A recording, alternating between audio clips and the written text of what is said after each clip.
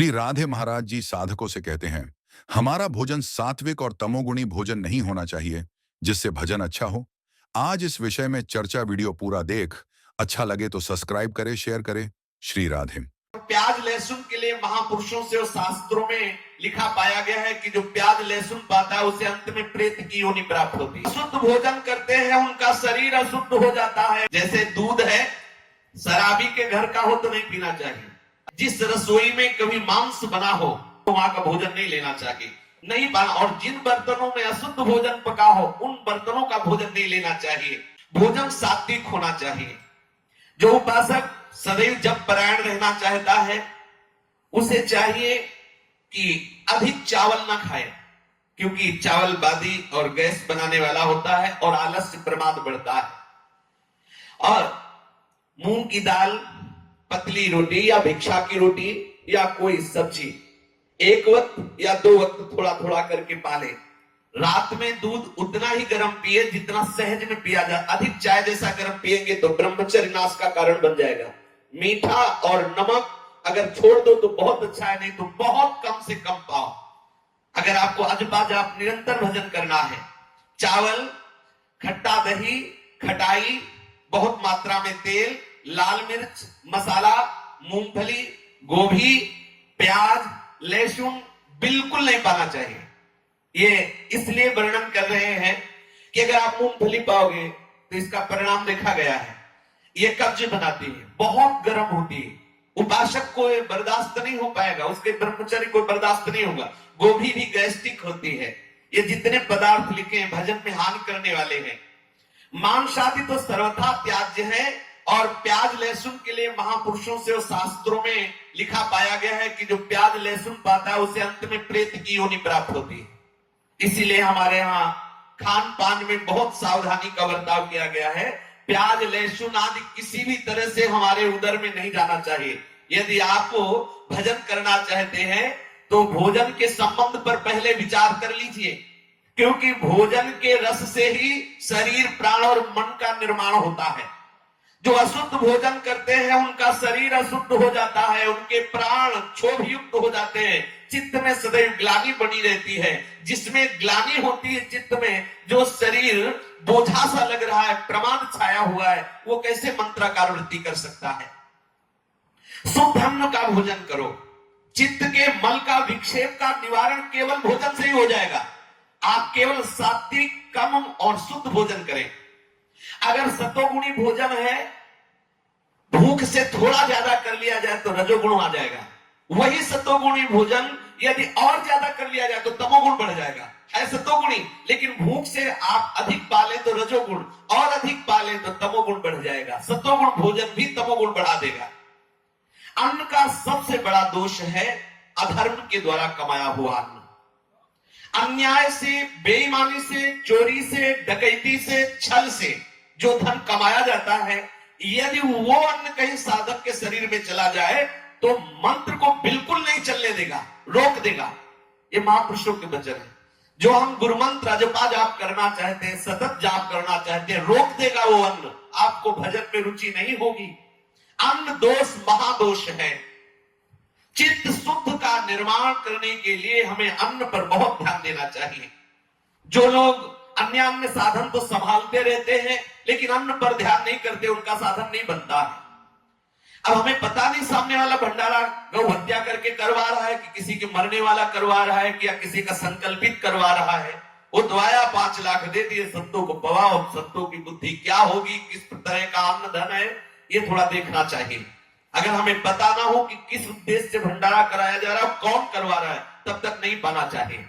क्योंकि अगर वो वैष्णव नहीं है, वो किसी गलत आचरण से करके पवा रहा है, तो हमारी बुद्धि निश्चित गलत आचरण में हो जाएगी। निश्चित। ठाकुर जी के महल में जो भोग लगता है वो वही पचा सकता है जो रात दिन वहां सेवा करता है। नहीं तो थोड़ा किनका प्रसाद लेकर के विरक्त हो तो माधुकरी वृत्ति से जो भी प्राप्त हो ठाकुर को अर्पित करके पाओ। क्योंकि मधुकरी महाप्रसाद है, परम शुद्ध अन्न है, उसमें किसी का अधिकार नहीं। जब दरवाजे पे जाके राधेश्याम बोलते हैं, जो टुकड़ा मिलता परम पवित्र और गृहस्थ अपने द्वारा कमाए हुए सतधर्म के द्वारा कमाए हुए धन से अपना उदर पोषण करे। अगर ऐसा करेगा तो मंत्र सहज में स्फुरित होगा। अन्न दोष होने से भजन में मन नहीं लगता, किया हुआ भजन का जो अनुभव वो भी छूटने लगता है।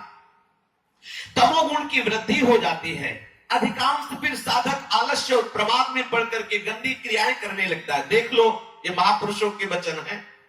यदि आपका आहार शुद्ध नहीं होगा तो प्रमाद, आलस्य और गंदे आचरणों में रति हो जाएगी।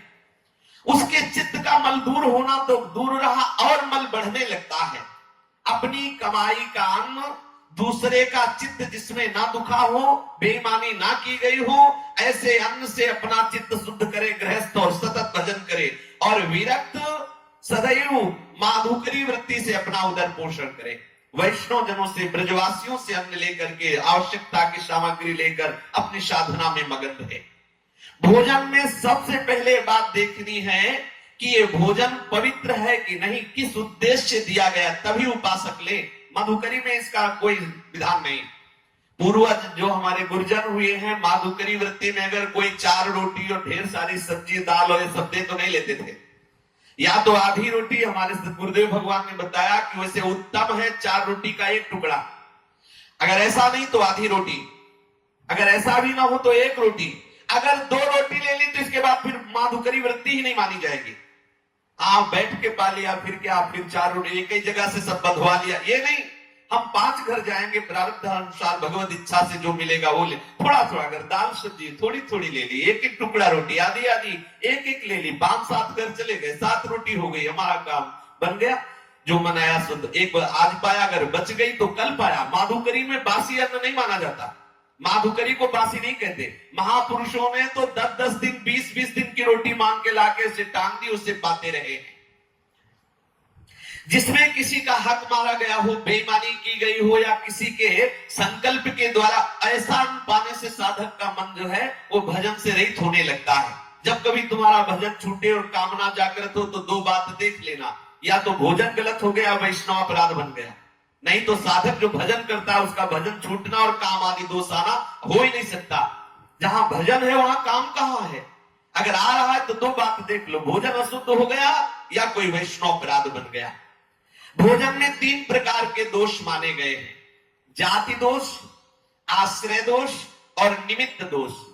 जाति दोष वो है जो स्वभाव से ही कई पदार्थों में रहता है, जैसे प्याज है, लहसुन है, शलगम है, गाजर है, ये जाति दोष युक्त आहार है, इसे नहीं पाना चाहिए। जो शास्त्र कह रहा नहीं पाना चाहिए, बिना प्रश्न किए हमें छोड़ देना चाहिए, वो नहीं पाना चाहिए। प्याज, लहसुन, शलगम और गाजर ये जाति दोष पदार्थ है, इसे पाने से बुद्धि भ्रष्ट हो जाती है। देखो अभी पीछे निकला था कि जो प्याज लहसुन पाते हैं उनको मरने के बाद जो है वो प्रेत योनि की प्राप्ति होती। प्राय हर संप्रदाय में निषेध। हमें तो नहीं लगता किसी वैष्णव उपासना में, किसी उपासना में अगर प्याज लहसुन का तो कहीं हमने नहीं देखा। आदि गुरु भगवान शंकराचार्य की उपासना में पहले ही बोल देते हैं, तुम्हारे यहाँ अगर भिक्षा में प्याज लहसुन हो तो हमें मत देना। हमने देखा प्याज लहसुन गाजर ये जो निषेध है, शलगम आदि, ये हमें नहीं पाना चाहिए, क्योंकि ये भजन विरोधी पदार्थ है। स्थान के कारण बहुत सी वस्तुएं अपवित्र हो जाती है। जैसे दूध है, शराबी के घर का हो तो नहीं पीना चाहिए। अब यहां तो मिलेगा ही नहीं, क्योंकि सबके घर में शराब चलती है। जहां शराब की रसोई से वो दूध अगर ले गाय का भी तो अपवित्र हो जाता है, ये स्थान दोष से दूषित हो गया। मान लो शराब की बोतल वही रखी, वही गाय का दुहा हुआ दूध रखा है, इतनी अपवित्र है शराब की, वो दूध उपासक के पीने लायक नहीं रह गया। फिर सोचो जो शराब पीते उनका हृदय कितना पवित्र होगा। और कहते हैं कि अरे क्या है, वो तो ड्रिंक करते हैं, यहाँ ड्रिंक करो ये, और वहां यमराज तुम्हें ड्रिंक करवाएंगे। जलता हुआ खोलता हुआ लोहा, भागवत में लिखा है, खोलता हुआ लोहा जबरदस्ती उसको पिलाया जाता है। लो गए थे भजन करने, जिभ्या से नाम जप नहीं किया, दूसरों का मांस खाया, शराब पी तो भोगो। अपवित्र हो जाता है वस्तु स्थान से। जैसे जिस रसोई में कभी मांस बना हो तो वहां का भोजन नहीं लेना चाहिए, क्योंकि वो रसोई भ्रष्ट हो गई, वो रसोई हमारे भोजन की योग्य नहीं है। बहुत समय धीरे धीरे गलत आता जा रहा है। कहां मधुकरी मांगे? जो शराब ना पीता हो, जो मांस न खाता हो, जो ऐसे आचरण ना करता हो, उसके यहाँ अन्न लेने से हृदय बड़ा पवित्र होता है। अब प्रायः धीरे धीरे ये सब दोष आगे बढ़ते जा रहे हैं। और आश्रय दोष, जैसे जिसके घरों में कुत्ता है उसके घर से जो भोजन सामग्री, वो तो कुत्ता को ऐसे प्यार करते हैं जैसे गाय के बछड़े को प्यार किया जाता है। प्यार करना कोई दोस्त नहीं, भगवान सबके अंदर वास करते हैं, लेकिन शास्त्र मर्यादा है। यदि रसोई में भोजन बन रहा और वहां कुत्ता चला गया तो भोजन ठाकुर के भोग योग्य नहीं रह गया, वो ठाकुर का भोग नहीं लगेगा, वो भिक्षा देने योग्य नहीं रह गया उपासकों को। अब यहाँ तो वही खंबे में लघु शंका कर रहा है, वही बगल में रसोई है, वही चाट रहा, कैसी है पवित्र। यही है कलयुग भगवान का। घर घर पे कुत्ता को द्वारपाल बताया गया है, दरवाजे के बाहर उसे भोजन दे दो, दरवाजे के बाहर उसकी व्यवस्था कर दो। जरूरी थोड़ी ठाकुर सेवा की जगह रसोई में और घर में सब जगह लेते उसे घूमो। एक मर्यादा है, शास्त्र मर्यादा है, पर वो भगवान कलयुग का प्रभाव है कि जो दरवाजे के बाहर वो दरवाजे के अंदर, जो दरवाजे के अंदर उनको दरवाजे के बाहर कर दिया गया। ये कलयुग का प्रभाव है। साधक को इन तीन दोषों का विचार करके ही भोजन करना चाहिए। अगर बहुत उसके घर में कुत्ते आदि ऐसा शराब पीना, मांस खाना आदि है तो भले कोई हो, हमें उसके घर भिक्षा नहीं लेनी चाहिए, जानकारी कर लेनी चाहिए, फिर माधुकरी लेनी चाहिए। गौ का दूध और गाय का घी, सफेद तिल, मूंग की दाल, कंद, केला, आम, नारियल, आंवला और धान, जौ, जीरा, नारंगी, ये हविष्यान्न माने गए हैं। अगर इस अन्न का बना हुआ भोजन हो, इतने अन्न का, उनमें से आप लेकर पाए तो कुछ ही दिनों में अभ्यास करने पर आपका आजोबाजाप चलने लगेगा। भोजन का बहुत बड़ा प्रभाव है।